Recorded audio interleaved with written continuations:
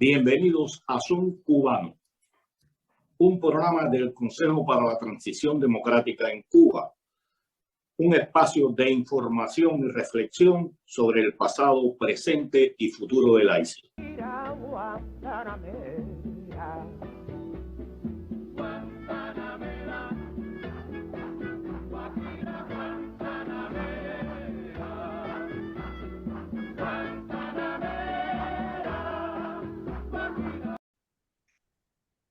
Muy buenas tardes tengan todos y bienvenidos a esta nueva emisión de Zoom Cubano.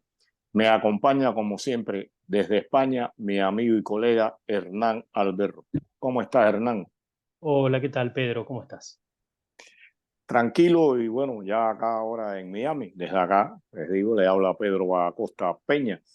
Y bueno, antes de entrar directamente en el tema de hoy que tiene que ver con la economía cubana, que nunca nos vamos a cansar de hablar de ella, porque siempre se está tratando de reinventar y nunca es posible por la situación que presenta el país, fundamentalmente por el sistema económico que más la dirige. Quisiéramos, Hernán, darte la palabra para lo que ha sucedido en días pasados. Creo que es un evento muy triste para Cuba y para todos los amigos de Cuba. Sí, Pedro, te refieres precisamente a la muerte de Carlos Alberto Montaner, quien muchas veces se refirió a la economía cubana, por supuesto, en sus artículos, que sus artículos, sus libros, que desandaron la historia de Cuba, que analizaron, que nos ayudaron a comprender, y digo nos ayudaron, yo fui de los que creo que los primeros pasos de tratar de entender qué pasaba en ese país caribeño lo hice leyendo sus trabajos y su libro, ¿no? Así que evidentemente un gran hombre, un gran intelectual, un tipo respetado por todos, un tipo que podía dialogar con diferentes sectores, que tenía las ideas bien claras. Y creo que la ocasión, digamos, que es producto del azar, que estemos hoy hablando con Elías, me parece que es espectacular porque quién mejor también para hablar de Carlos Alberto Montaner y referirse a su trayectoria y su impacto en el mundo liberal cubano que Elías Amor. Elías, ¿cómo estás? ¿Qué tal? Bueno, un saludo muy afectuoso a ti, Hernán, y también a ti, Pedro. Gracias por invitarme al programa de ustedes. Y efectivamente es una noticia triste con la que estamos empezando, pero bueno, como ustedes dicen, es una gran figura histórica que va a quedar ahí para las generaciones de cubanos que nos van a continuar en el tiempo y con una obra, efectivamente, como tú has destacado, Hernán, de contenido económico muy práctico, muy real, muy objetivo, que a muchos economistas cubanos nos ha inspirado. De hecho, yo, cuando conocí a Carlos Alberto, yo no era, en aquel momento, estaba fuera del debate de Cuba, por así decirlo. Yo estaba en España y me crié aquí y desde niño chiquito pues había hecho mi carrera como economista español en España. Y en cambio lo conocí a él, fue en el año 1989, recuerdo que fue en la maravillosa ciudad de Benidorm, en una cumbre de liberales latinoamericanos organizada por el entonces alcalde Eduardo Zaplana, y desde entonces me enamoré del pensamiento liberal. Yo era liberal, había iniciado mi actividad política aquí en España en las Juventudes Liberales de la UCD, allá por el año 77, 78, 79, y las ideas liberales de Carlos Alberto eran muy profundas, muy avanzadas para lo que podríamos denominar el pensamiento liberal clásico, y daban un salto adelante en el tiempo, vinculando elementos de institucionalización de los países, aspectos como el capital social, que son términos que los economistas liberales manejamos sin darnos cuenta de la enorme importancia que tienen. Él no, él los profundizaba y los explicaba de manera magistral. Era un gran profesor, un gran docente. Y a partir de ahí, pues me vinculé a la Unión Liberal Cubana, partido en el que he estado durante 33 años y que ahora presido.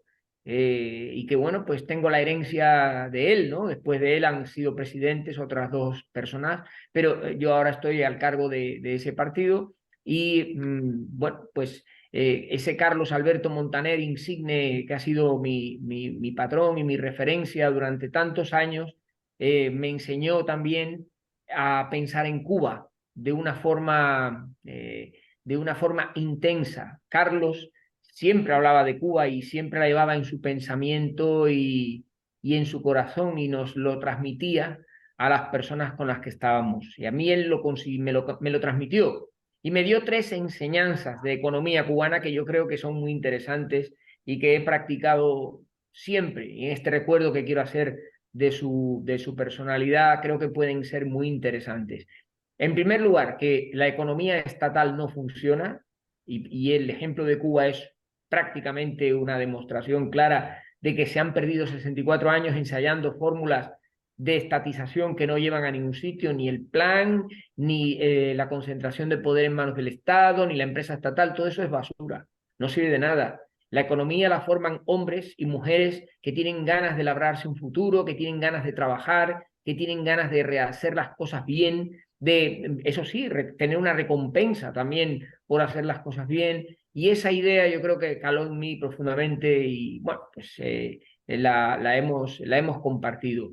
Y otra idea que Carlos me insistía mucho era la de que Cuba, si la recuperamos algún día y la volvemos a convertir en una nación democrática y próspera para todos los cubanos, no va a volver a ser la Cuba de 1959. Es decir, Cuba va a tener una evolución y será otra cosa distinta para la que tenemos que prepararnos.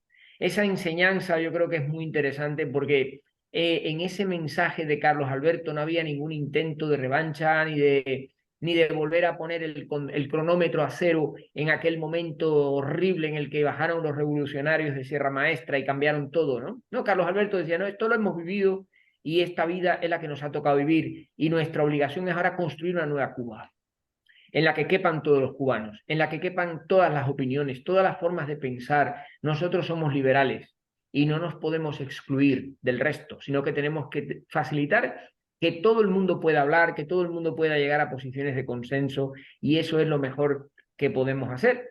Y bueno, pues con esas enseñanzas mi vida ha sido muy fructífera a su lado. Yo me considero un privilegiado de haber tenido la relación que he tenido con Carlos Alberto Montaner. Yo ahora seguiré compilando su obra. Creo que hay que hacer una labor de cohesión y de coordinación de todo lo que él dejó, porque es un capital extraordinario de información y de documentación y de conocimiento que creo que no lo podemos desperdiciar. Tenemos que ponerlo en valor y reivindicarlo. Y en ese sentido, bueno, pues me parece que podría ser un buen camino, una buena forma de recuperar su persona. Al margen de eso, bueno, pues lo hemos sentido y mucho y estamos profundamente apenados y nos recuperaremos porque esto es la vida, pero el recuerdo, su presencia y sus enseñanzas nos acompañarán para el resto de nuestra vida. Gracias, Elías, por esas palabras. Y como tú dices, serias enseñanzas y profundas que ha dejado para el cubano y creo que para el mundo.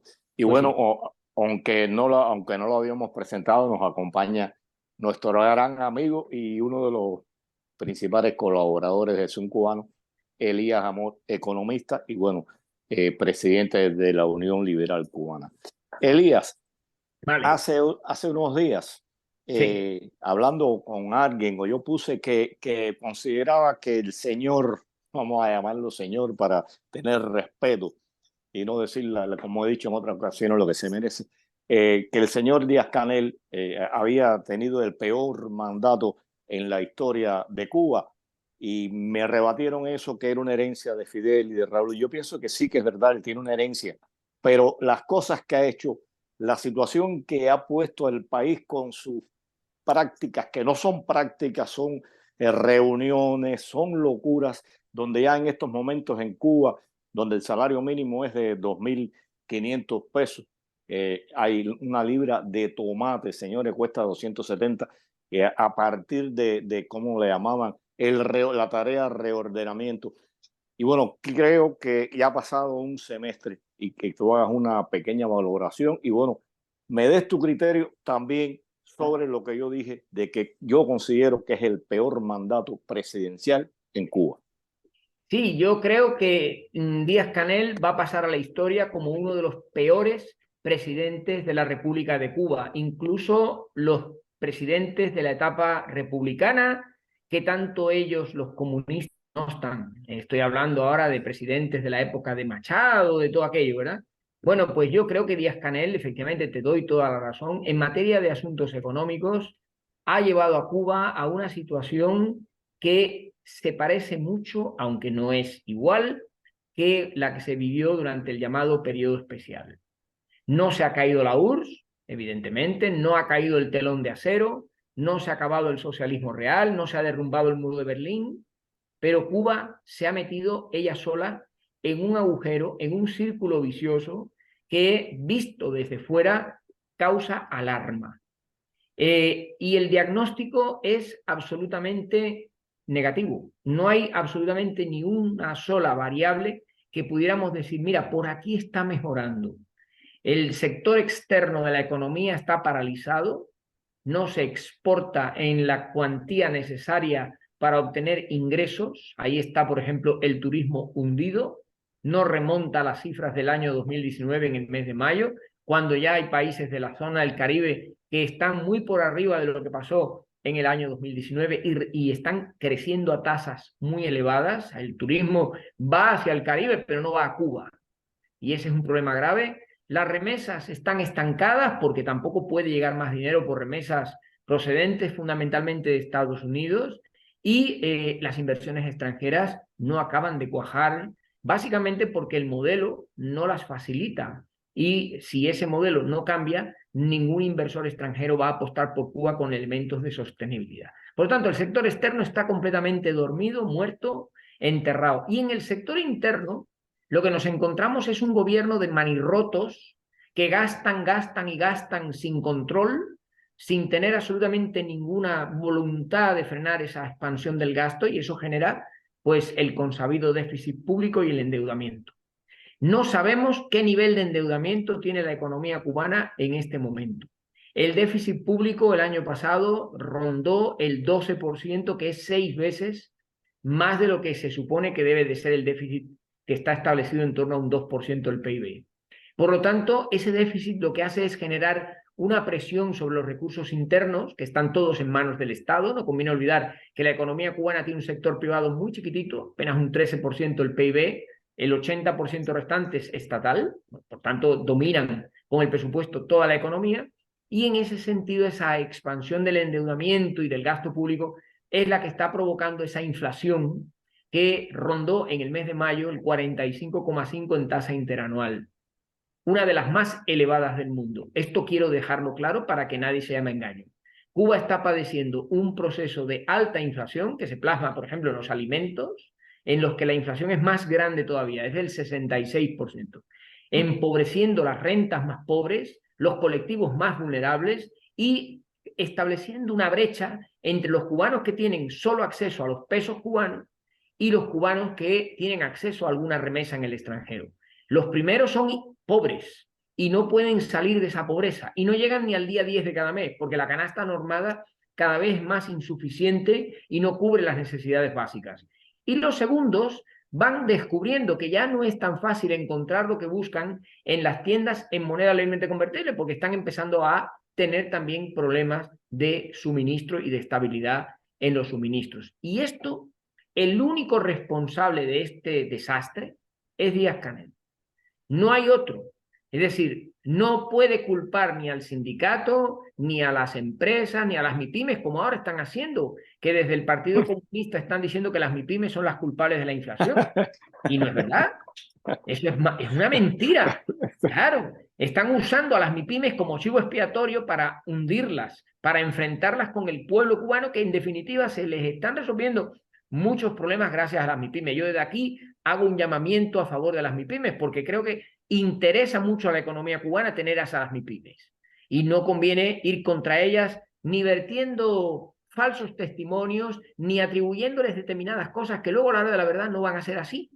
Y es un tema que me preocupa porque yo como economista liberal defiendo la empresa. Y aunque es verdad que la MIPYME no es una empresa privada al uso como las que hay en España, Italia, en Estados Unidos, pero entre una MIPYME y el gobierno comunista y sus empresas estatales, si me dan a elegir, lo tengo muy claro, las MIPYMEs. Lo otro no me sirve, lo otro lo que hay que hacer es privatizarlo, venderlo todo, convertirlo en un sector privado, no estatal, dejando simplemente los servicios esenciales, porque una economía no puede estar bajo control del Estado. Y este es un poco el esquema en el que nos estamos moviendo, que no facilita una evolución próspera de la economía cubana, sobre todo además viendo, y ya con esto concluyo esta primera parte, viendo cómo se comporta el régimen en los juicios que tiene ante los tribunales internacionales en los que se dirime la cuestión de la deuda cubana. Si en lugar de revolverse como un jabalí herido contra quienes les demandan por no pagar las deudas, pagasen las deudas y cumpliesen con lo que tienen que cumplir, otro gallo cantaría. Y Cuba tendría acceso a los mercados internacionales financieros. Ellos quieren tener acceso a los mercados financieros sin pagar, y eso no puede ser. Y ya les han leído la cartilla con el juicio de CFR1. Y ahora el juicio que viene es el del Banco Chino, que son 1.100 millones de dólares. Así que se vayan preparando. La economía cubana no está preparada para hacer frente a este escenario de crisis interna, externa y de deuda. Mira, tocaste un tema ahí importante, que es las MIPYMES. Y bueno, le van a servir, como tú dices, de chivo expiatorio para lavar un poco el desastre que ellos mismos han armado, pero además, como tú dices, solo representan el 13% de la economía, del Producto Interno Bruto, pero además están trabajando en función de los servicios. O sea, no hay un poder, no hay una industria importante que está administrada por particulares. Y aunque sabemos incluso, como tú dices, las MIPYMEs dependen del Estado porque el abastecimiento pasa por la dictadura. Y otra cosa que pienso que va a empeorar, pienso que los resultados de este juicio y ahora lo que ha hecho el otro banco chino, que le reclama más de 1.000 millones, va a alentar a que otros bancos, a que otras empresas, a que otros países le planteen querellas a Cuba por los impagos.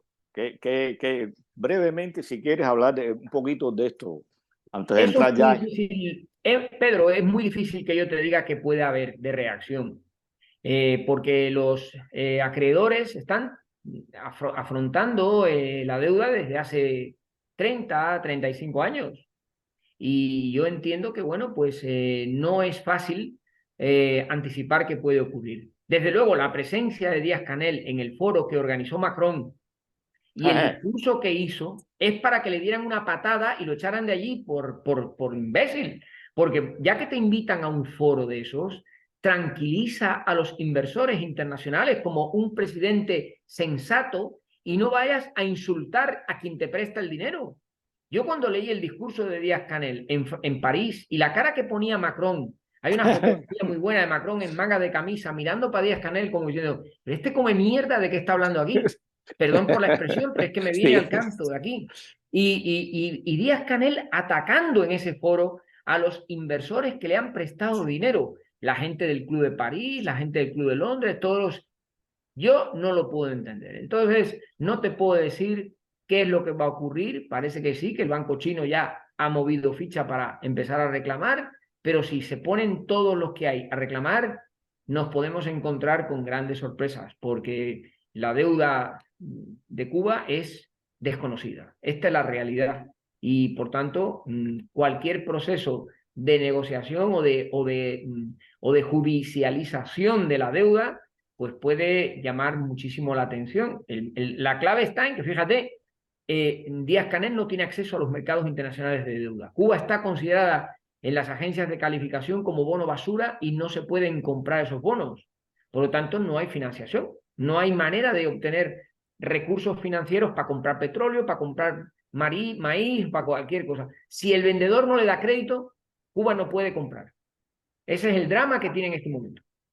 Mira, antes de darle la palabra a Hernán, que debe estar encasquillado ahí, hablaste de algo. Nunca, en los años 70, 79, 80, Fidel escribió un libro nombrando la deuda externa de todos los países del mundo, menos la de Cuba. Es un misterio. Sí. Pero la gente culpa al bloqueo de la situación económica cubana. Y vamos a decirle bloqueo para complacer a los revolucionarios. Pero señores, yo no soy economista, soy contador. Y bueno, sacar cuentas sí sé. Y me puse a sumar por aquí y por allá. Y al gobierno revolucionario, el mundo entero, excluyendo Estados Unidos, le ha prestado cerca de 100.000 millones de dólares. Eso es 5 veces lo que dio Estados Unidos en el plan Marcha a la Europa. Entonces, un poco la gente está engañada. Cuba, el bloqueo, el que Estados Unidos no le dé préstamos a Cuba, no tiene nada que ver con el desastre que han hecho, que uno se pregunta, ¿qué ha hecho Cuba con los miles de millones de dólares que el mundo le ha prestado? Desde luego no ha conseguido la transformación industrial de Cuba, es decir, no ha conseguido sacar a Cuba del subdesarrollo. Esa es una primera constatación. Ha creado un país dependiente del exterior, en el sentido de que la economía cubana es asombroso. Un país que saca 2 cosechas al año de la mayor parte de las viandas y las verduras, tiene que comprar en el exterior alimentos por más de 2.000 millones de dólares. Y yo me pregunto, ¿y esos 2.000 millones de dólares no sería mejor comprarlos en productos a cubanos que tuvieran explotaciones agropecuarias de escala, que suministraran pollo, que suministraran puerco, que suministraran carne de res? ¿Por qué hay que ir a comprar esos afuera? ¿Por qué hay que comprar el pollo en Estados Unidos? Que alguien lo explique, que digan alguna justificación. No hay ninguna justificación, es un derroche. Lo que han contribuido es a crear una nación que no levanta cabeza, desgraciadamente, y bueno, ¿para qué vamos a proseguir? Porque el diagnóstico ya lo hemos realizado, y en ese sentido yo considero que un país subsidiado nunca es un país que tiene plenos potenciales para desarrollarse y para crecer. Y vamos a tener que cambiar eso en Cuba en cuanto evolucionemos hacia la democracia y la libertad, porque nadie nos va a regalar nada en el mundo en el que nos encontramos. Hernán. Pensaba, mientras te escuchaba, Elías, esta paradoja, si se quiere, ¿no? Sí. Tú decías lo dependiente de la economía cubana del exterior, sí. tanto en términos de salir a comprar a crédito o como sea, todo. Digamos, todo, sino también en términos de subsidios, ¿no? O sea, en términos de recibir aportes extraordinarios de diferentes gobiernos según la situación que se dé, y todo esto bajo el manto de un supuesto, de una supuesta política de soberanía nacional, ¿no? De gran independencia, no sé, política y soberana, que siempre les gusta poner en los discursos a estas personas. Y me preguntaba un poco qué... A ver, la salida de Cuba la hemos hablado varias veces, ¿no? Abrir la economía, tratar de dar mayor espacio al sector privado. Pero me pregunto, dejando de lado, sabiendo que el gobierno probablemente en el corto plazo no va a hacer eso, digamos, ¿qué podría hacer para recuperar cosas que, como tú decías al comienzo, en el 2019, funcionaban mal, pero daban algún alivio, ¿no? Quiero decir, salvo que crean el gobierno cubano que el mundo está realmente enojado con Cuba por algún extraño motivo y por eso deciden no ir a bañarse a sus playas, o o hay otra cosa, ¿no? O sea, porque campañas publicitarias en los diferentes países uno ve, sigue habiendo un esfuerzo, digamos, de marketing para vender las playas de Cuba, que tienen todo el mérito del mundo para que uno las visite, ¿no? O sea, es un lugar espléndido, digamos. Entonces, ¿en qué está fallando en ese sentido el gobierno? Bueno, la pregunta que tú me haces es muy importante y a la vez muy interesante, porque si desvelamos claves que les permitan al gobierno actuar para poder afianzarse en el poder que ya de por sí tiene de manera forzada, nuestros queridos compatriotas nos van a estrangular. Y yo me cuido muy mucho de dar esa asesoría, ¿no? Pero bueno, en líneas generales se puede decir básicamente que tienes razón. Es decir, Cuba es uno de los países que tiene peor gobernanza en el conjunto de países del mundo. Ellos dicen que no, ellos dicen que son un país de solidaridad y de compromiso con los demás. Mentira. La solidaridad de Cuba se vende, como se venden los servicios médicos, que se cobra por cada médico $100.000 y luego se le paga al médico $500 y la diferencia va para las arcas del Estado. Ese es un negocio casi esclavo. En ese sentido, bueno, yo creo que el Estado comunista ejerce un peso demasiado grande sobre el conjunto de la economía y sería bueno que ese peso no fuera tan grande, que fuera reduciéndose poco a poco. Es decir, yo veo, por ejemplo, que sería muy interesante como un mensaje al mundo que el régimen cubano dijera, en el horizonte de los próximos 5 años, el sector estatal en la economía cubana va a dejar de ser el 80% para pasar a ser el 50%. Ese mensaje yo te garantizo que tendría una captación de interés en muchísimos inversores que ahora en este momento no le prestan dinero a Cuba porque no lo devuelve. Y es porque ese paso de un 80 a un 50 del Estado en la economía, los economistas sabemos que trae consigo beneficios económicos importantes.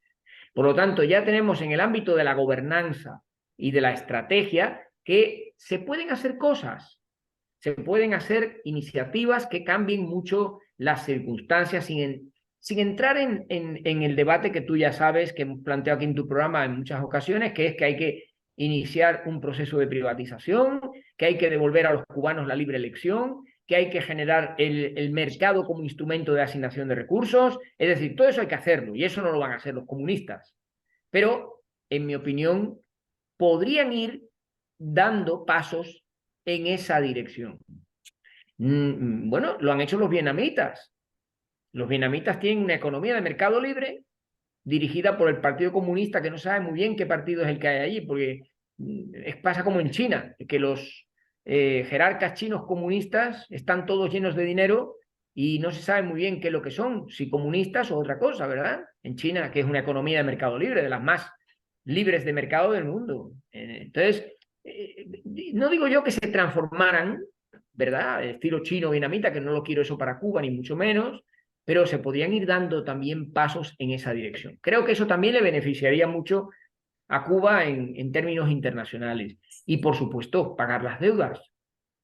Yo recomendaría pagar las deudas, sacar dinero de donde sea, establecer una estrategia de conciliación con los países a los que se les debe dinero, reconocer que hay unas deudas ahí, aflorarlas, publicar estadísticas de deudas cubanas que no se conocen, no hay estadística oficial de lo que Cuba debe, y poner el contador a cero en el tema de la deuda. Eso yo creo que también sería una decisión que le permitiría al gobierno negociar en unas condiciones relativamente favorables con los mercados de capitales y atrapar financiación, por ejemplo, para comprar el pollo en donde le dé la gana, o el maíz donde quieran, o el petróleo o la avena, por poner un caso. O sea que ya no necesariamente hay que ir a los mismos sitios siempre, sino que se puede usar el dinero que te den los financieros para producir. Y yo creo que con esas tres líneas se podrían hacer muchísimas cosas que no se hacen porque, para empezar, el régimen comunista no quiere que el pueblo cubano se empodere no quiere que las MIPYMES cubanas se empoderen, no quiere que los arrendatarios de tierras se empoderen, no quiere que las cooperativas no agropecuarias se empoderen, quiere que ese sector no estatal esté bajo control y sometido a un poder político e ideológico que es el que tiene a este país absolutamente abandonado de la mano de Dios. Creo que este sería un poco el enfoque, ¿no? Sin darles las ideas de qué hacer, que no creo que sea nuestro papel, pero bueno. Mira, hay algo, ¿no? Que hay que ir, ahora se utiliza mucho deconstruir, hay que ir deconstruyendo Sí, sí, bueno, el discurso que ha mantenido correcto. la dictadura cubana sobre la situación del por qué está Cuba así, y como siempre el totí está acá en Estados Unidos. Así es. Hay un economista cubano, Juan Triana, yo me imagino que tú Sí, hayas. Juan de Triana, Santiago de Las Vegas como yo. que ha dado conferencias, y Cuba en el 89, a pesar de la tubería soviética, rusa específicamente, terminó el año 89 como un país subdesarrollado al estilo de los 50. O sea, 30 años perdidos. Terminó con más dependencia de la caña de azúcar que lo era en el 59, cuando Fidel prometió desarrollar el país, industrializarlo, y más dependiente del campo socialista, o en este caso de la Unión Soviética, que lo que era de Estados Unidos en el 59. O sea, que todas esas promesas, todo eso fue mentira, se incumplió, e incluso él dice cuestiones que eran importantes que debieron hacerse económicamente, como es, en vez de gastar los miles de millones en la carretera de 8 vías, que nunca llegó a tener 8 vías, haber hecho una línea, otra línea central. O sea, da un grupo de cosas desde el punto de vista económico que iban a resolver un grupo de problemas de Cuba, y el gobierno nunca le hizo caso, porque bueno, Fidel era Dios santo, economista, y en definitiva lo que era fue un dictador y un ignorante realmente, cuando uno analiza las cosas de Fidel. Y por ejemplo, en ese año también 89,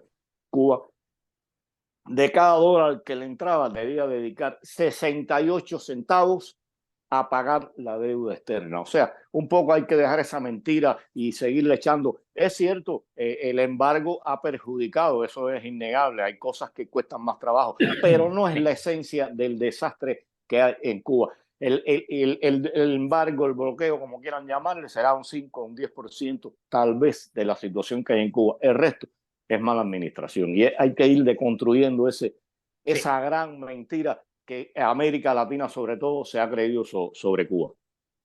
Sí, te doy completamente la razón. Mira, yo he estudiado mucho los procesos de transición de los países del este de Europa, una vez que se produjo la caída del Imperio Soviético en el año 90 y la caída del muro de Berlín. Y aquí lo que me gustaría destacar, y creo que es un dato muy sorprendente, que yo me encontré con él en cuanto empecé a analizar estas economías, no hay ningún solo país del telón de acero que en el año 1989 se pudiera calificar como un país desarrollado.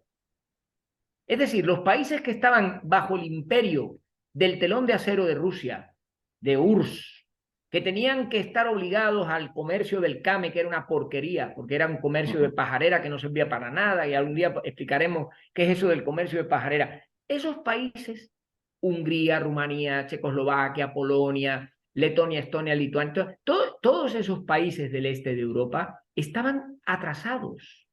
No tenían el nivel de desarrollo que tenía, por ejemplo, España, que España es también de los que se transforman en los años 60 del siglo pasado. Tampoco nos creamos que España es un país de gran desarrollo industrial. No, para nada.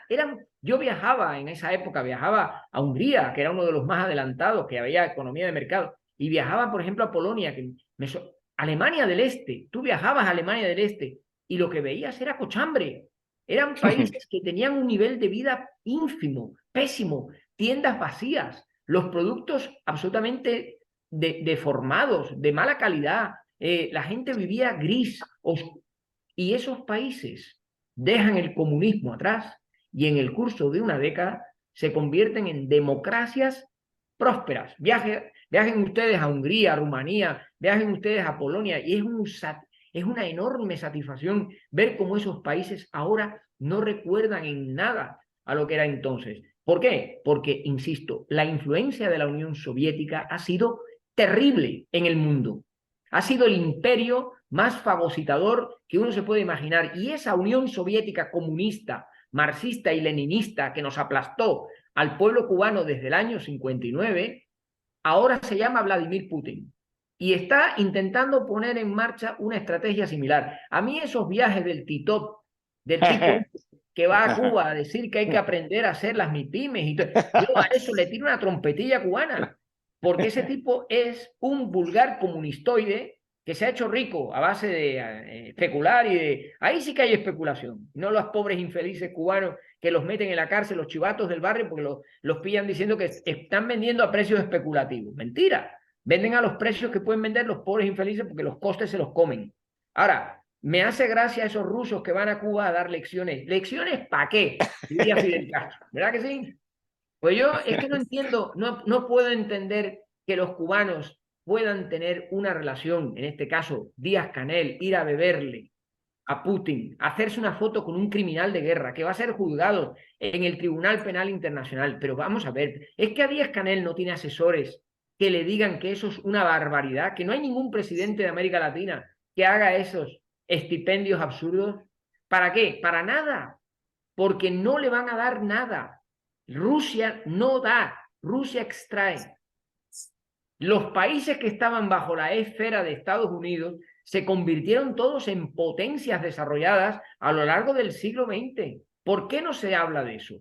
Inglaterra estaba destruida, Alemania destruida, Francia destruida, Italia. Es verdad, el plan Marshall, pero óyeme, se han convertido, bueno, fueron naciones desarrolladas y muy avanzadas bajo la influencia de los Estados Unidos. De ahí luego vinieron los dragones asiáticos, hasta la propia China. China se desarrolló gracias al apoyo de los Estados Unidos. Luego, ¿qué apoyo dan los comunistas soviéticos? Ninguno. Si lo que habría que hacer es espantarlos de Cuba, que no volvieran a aparecer por allí, pues ahí tenemos de nuevo cómo le van dando a la maquinita para atrás para ver lo que sacan de maní y no sé lo que, no sé lo que van a dar con él. A mí me preocupa, sinceramente, ¿eh? Me preocupa porque los países del este de Europa, cuando tú hablas con un, yo qué sé, con un serbio mismo, y le preguntas y te dicen, no, los rusos aquí nos sacaron todo lo que teníamos, acabaron con nosotros. Es muy interesante lo que decís, Elías, y de hecho se conecta un poco con lo que estaba pensando preguntarte, porque está claro, digo, todo lo que tú dices, sabes que estamos de acuerdo respecto de Putin, hemos dedicado varios programas a eso, hemos dedicado incluso un programa a las visitas que tú en parte recién mencionabas, no sé cómo decirlo, si temibles, ¿no? De Lavrov y compañía, digamos, de los iraníes, o sea, pasaron todos por Cuba, ¿no? Los rusos, los iraníes, los chinos, o sea, no queda nadie afuera de las visitas de nefastos. Y en el medio aparece Borrell, por ejemplo, ¿no? En el medio aparece la visita de Borrell, que uno realmente, con Pedro lo tratábamos de analizar, con la Reganaga el otro día, y era imposible de entender el por qué habían hecho esto. Y un poco se conecta, si se quiere, con lo que va a pasar en unos días, el 17 y 18 de julio, en Bruselas, que es la reunión, otra cumbre más de la Unión Europea. Ya la reunión anterior de la CELAC, que se produjo en Buenos Aires a comienzos de año, dejó unos discursos de temer, ¿no? Dejó unos discursos nefastos. Tú decías recién, ¿cómo puede ser que Díaz-Canel no tenga un asesor que le diga que Rusia no da nada, que solo quita, que Putin es un tipo nefasto, que va a ser juzgado, que esperemos que sea juzgado y que sea duramente condenado por los crímenes de guerra que está cometiendo? Sin embargo, digo, similar es la relación cada vez más estrecha con esos ejes, con países que uno, bueno, por lo menos les tiene que dar el beneficio de la duda, como fuera Brasil, por ejemplo, ¿no? Entonces, digo que no es un paísito menor en el juego de las grandes potencias mundiales, ¿no?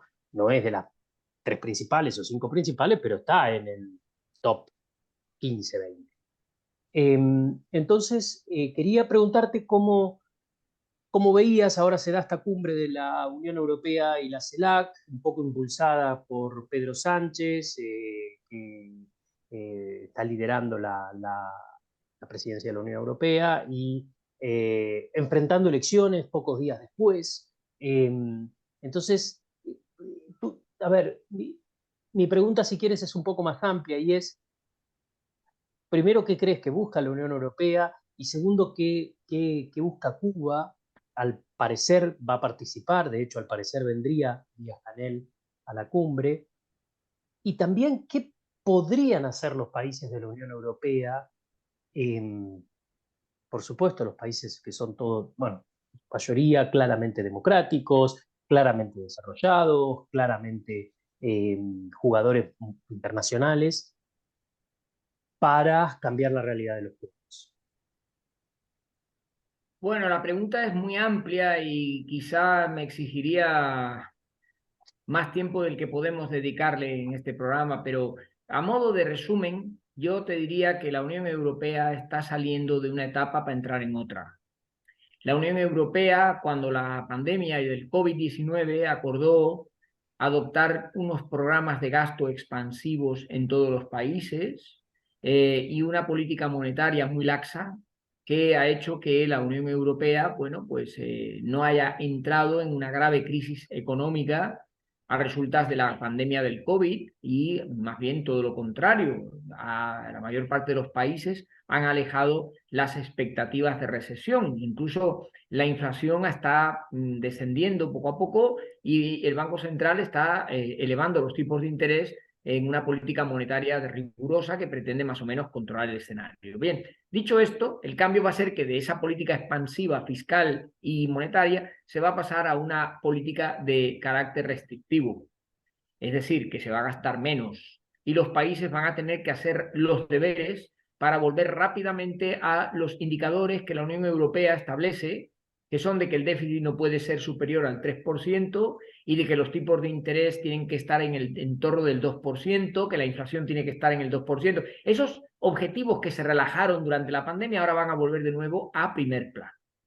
Y ahí, en ese club tan grande que es la Unión Europea, hay de todo. Hay los típicos miembros del club que hacen bien las cosas y que se comportan de manera adecuada, no son cochinos, no tiran las toallas por el suelo, se duchan con un gel que no contamina. Y esos clientes del club da gusto tenerlos, pero luego hay otros clientes que son unos cochinos, que tiran las cosas por el suelo, que van provocando follón, que están siempre protestando, que dicen que el club no vale nada, pero luego no pagan o pagan mal. Y entonces esos clientes en la Unión Europea sabemos quiénes son, yo no voy a citar cuáles son los buenos clientes y cuáles son los malos, ustedes saben perfectamente de quién estamos hablando. Entonces a esos clientes les van a leer la cartilla, ya uno se fue, uno de los peores que había, ese además era un cliente que le daban un cheque, toda la gente no lo sabe, pero Inglaterra por estar en la Unión Europea tenía un cheque que los demás países no tenemos. Y ese cheque era un montón de miles de millones de euros para que hiciera lo que le diera la gana. Pero bueno, ni eso lo querían y se han ido, porque ellos quieren jugar en otra liga. Perfecto. Bueno, pues la Unión Europea tiene ese problema y va a tener que afrontar esto en los próximos meses. Y bueno, con respecto de América Latina, cuando una organización está en proceso de crisis, como va a estar la Unión Europea, cualquier planteamiento con otra organización, pues yo creo que también se va a ver resentido de esa crisis. Y ahí aparecerán las diferencias entre los miembros del club. La Unión Europea ha estado muy acostumbrada a que sea España la que por vínculos económicos, culturales, históricos, idiomáticos, lleve el lead en relación con América Latina, pero últimamente los países del norte de Europa y los antiguos países comunistas del este de Europa, que están en la Unión Europea, se han planteado seriamente intervenir en el tema, y concretamente en el tema cubano. Y ya no tanto en el tema de Argentina, Chile, Uruguay, que son países que son democráticos y que tienen su sistema político consolidado, sino en el tema cubano. Ya hay peticiones expresas de algunos países de Estonia, Letonia, Lituania, de que se cambie el ámbito de la relación con Cuba, y hay grupos como los liberales de Renew Renew en Europa, que están absolutamente en contra de lo que hace la Unión Europea con Cuba y le han tirado las orejas a Borrell a resultas de este viaje que ha hecho a Cuba. Por lo tanto, el gallinero va revuelto. El gallinero va revuelto y Europa, que parece muy homogénea vista desde fuera, yo sé que ustedes desde fuera la verán homogénea, pero en España y en Europa no es así. Hay grandes diferencias de un lado para otro y los países de la Unión Europea, hay unos que tienen una inflación todavía del 27% y hay otros como España que ya la tienen cerca del 2%. Entonces, ese marco es muy abierto, muy grande. Las diferencias entre los estados que hay en la Unión Europea es mucho mayor que la que hay entre los estados dentro de Estados Unidos. Y bueno, pues esto aflora tensiones y creo que esas tensiones se van a ver en la CELAC. Igual me equivoco, pero los jugadores de América Latina puede que saquen beneficio de esa situación y vamos a ver qué es lo que ocurre. Vamos a ver qué es lo que sucede porque no se van a encontrar con una Unión Europea unida en torno a unas posiciones muy comunes, sino que van a encontrarse ahí con un lío. Y vamos a ver eso en qué acaba. Pedro. No, pensando estaba, ¿no? Me quedé un poco atrás con Macron y el discurso del señor Díaz-Canel. Y bueno, les decía, no solo una foto, hay varias fotos que como dice este tipo, ¿para qué lo invité? Pero uno dice, bueno, ¿qué pretendía Díaz-Canel? O sea, cuando está pidiendo un cambio del sistema financiero internacional, ¿qué pretende si el actual te ha brindado cientos de millones de dólares y los has malgastado y les debes? ¿Qué tú quieres? ¿Que el mundo te siga prestando dinero, tú sigas malgastándolo y sigas endeudándote? Entonces, yo decía, bueno, ¿qué fue hacer él allí y qué pretendía con ese discurso? Realmente, yo no sé si es un problema de incapacidad mía, pero no tiene sentido. Díaz-Canel, allí, ¿qué tú crees?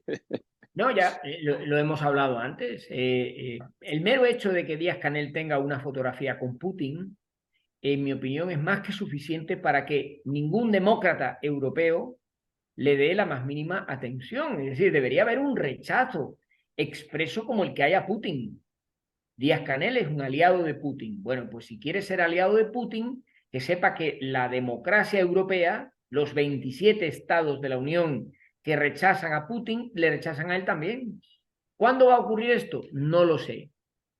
¿Va a ocurrir? Tampoco lo sé. Pero desde luego están comprando todos los tickets de la lotería para que les toque el número y ganen en la lotería. O sea, en mi opinión, la diplomacia cubana no está acertada en esta estrategia. Y en concreto con Europa no se juega, porque Europa, sí, yo la he presentado antes como un consorcio en división y con muchos problemas internos y con caminos que van por unos lados y por otros y tal, pero Europa es muy importante en el concierto de las naciones. Y el euro está demostrando ser una moneda fuerte, una moneda que le planta cara al dólar, no así el chino, la moneda china no es nada y el rublo ruso menos todavía. El euro sí, el euro, Europa es un sitio que atrae a personas de todo el mundo a invertir en inmuebles, a invertir en activos. O sea, da una cierta seguridad y estabilidad como región del planeta desarrollada y con un nivel de vida y de calidad de vida muy alto. Entonces, no conviene menospreciar, pero Europa en América Latina tiene que jugar bien sus cartas porque allí China ya le aventaja. Estados Unidos no acaba de definir su política en América Latina con Biden. Yo creo que ahí ha cometido un gran error la administración de Estados Unidos, pero bueno, en fin, allá ellos. Y por otra parte, la aparición de este socialismo del siglo XXI ha tenido ya en Europa, en algunos países, presencias muy indeseables, como en España en el caso de Podemos, que se sabe que viene financiado precisamente del dinero procedente de Venezuela. Entonces, esto es algo que la Unión Europea tiene que analizar y valorar porque, bueno, no es nada bueno que te aparezcan ese tipo de influencias por parte de América Latina que no son bien recibidas, vamos a llamarlas así. Algo que se te quede en el tintero, Hernán, o a ti, Elías, No, con relación al tema. no, yo creo que hemos pasado revista, ¿vale? Salvo que se les ocurra a ustedes algún tema, yo no tengo así ninguna idea más sobre el tema.